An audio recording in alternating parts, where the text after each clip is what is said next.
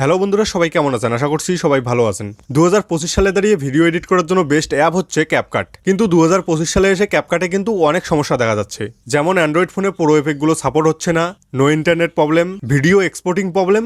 মানে 2025 সালে এসে অনেকগুলো সমস্যা কিন্তু ক্যাপকাটে দেখা যাচ্ছে। আপনারা হয়তো ইতিমধ্যে এই প্রবলেমগুলো নিয়ে অনেকগুলো ভিডিও দেখেও নিয়েছেন, কিন্তু সেই ভিডিওগুলো দেখে আপনাদের প্রবলেম সলভ হচ্ছেই না। আপনারা যেই ভিডিওগুলো দেখছেন সেই ভিডিওগুলোতে তারা ঠিকই দেখাচ্ছে যে তাদের ফোনে ক্যাপকাটের সমস্ত কিছু ইউজ করতে পারছে, এমনকি কোনো নো ইন্টারনেট প্রবলেম দেখাচ্ছে না। কিন্তু আপনারা যখন সেম প্রসেস ফলো করে ডাউনলোড করেন তখন কিন্তু আপনাদের প্রবলেমটা সলভ হচ্ছেই না। এখন আমার হাতে যেই ফোনটা দেখতে পাচ্ছেন এই ফোনটার নাম হচ্ছে Redmi 12C।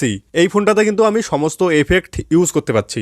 এখানে আপনারা দেখতে পাচ্ছেন আমি কিন্তু প্রো এফেক্ট থেকে শুরু করে সমস্ত কিছু ইউজ করতে পারছি, এমনকি এক্সপোর্টও ঠিকঠাক হচ্ছে। ওকে, এখানে আপনারা দেখতে পাচ্ছেন আমার ফোনে কিন্তু কোনো নো ইন্টারনেট প্রবলেম দেখাচ্ছে না। ওকে, এই ভিডিওতে দেখানো স্টেপগুলো যদি আপনি ফলো করেন তাহলে কিন্তু আপনার ফোনেও আপনি খুব সহজেই যে কোনো কিছু ইউজ করতে পারবেন। ওকে, সবার প্রথমে আপনার ফোনে যেই ক্যাপকাটটি আছে সেটাকে আনইনস্টল করে দাও, এবং আমি ক্যাপকাটের যেই ভার্সনটা ইউজ করি সেই ভার্সনটা ইনস্টল করার জন্য ইনস্টাগ্রামে গিয়ে আমার এই অ্যাকাউন্টটাকে সার্চ করো। এই ইনস্টাগ্রাম অ্যাকাউন্টে আমি একটা ভিডিও আপলোড করেছি এবং সেই ভিডিওটা আমার টেলিগ্রাম চ্যানেলেও পেয়ে যাবে। তো আমি যেই ভার্সনটা ইউজ করি সেই ভার্সনটাকে ইনস্টল করে নিও। যদি আপনারা আমি যেই ভার্সনটা ইউজ করি সেই ভার্সনটা ইনস্টল না করেন তাহলে কিন্তু কাজ হবে না। ওকে, তো চলুন ক্যাপকাটটা ইনস্টল করার পর কি করতে হবে সেটা এখন দেখাবো।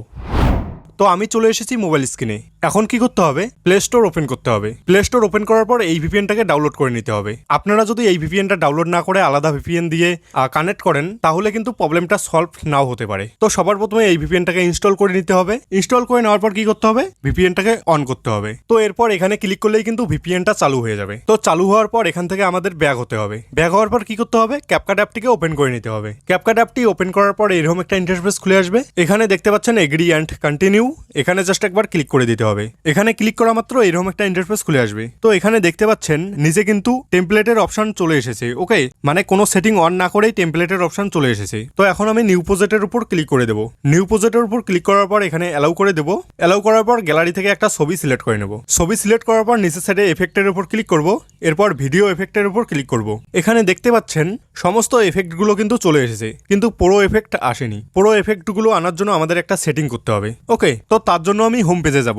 হোম পেজে যাওয়ার পর এখানে দেখতে পাচ্ছেন মি বলে একটা অপশন, এখানে জাস্ট একবার ক্লিক করে দিতে হবে।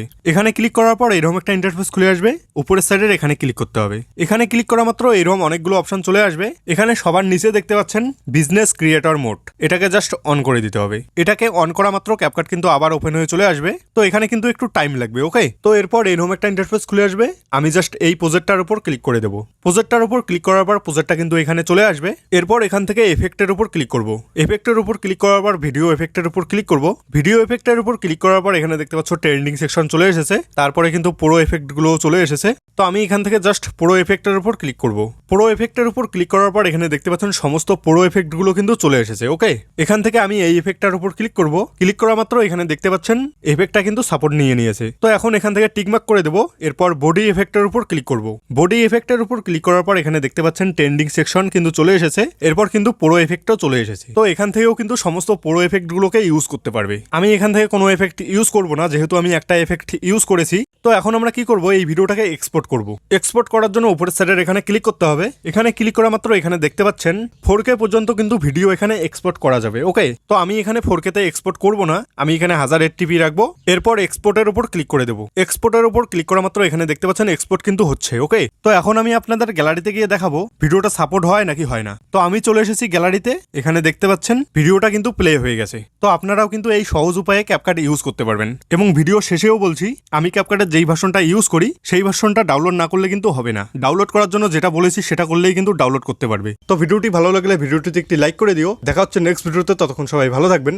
Bye bye.